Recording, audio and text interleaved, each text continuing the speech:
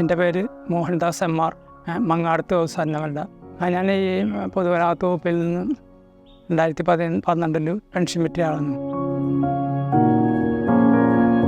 3000-3500 രൂപയുടെ current charge വരാറുണ്ട്. അപ്പോൾ അത് കുറയ്ക്കാനും ടെൻഷൻ ഒഴിവാക്കാനും വേണ്ടിയിട്ടാണ് തുടങ്ങിയത്.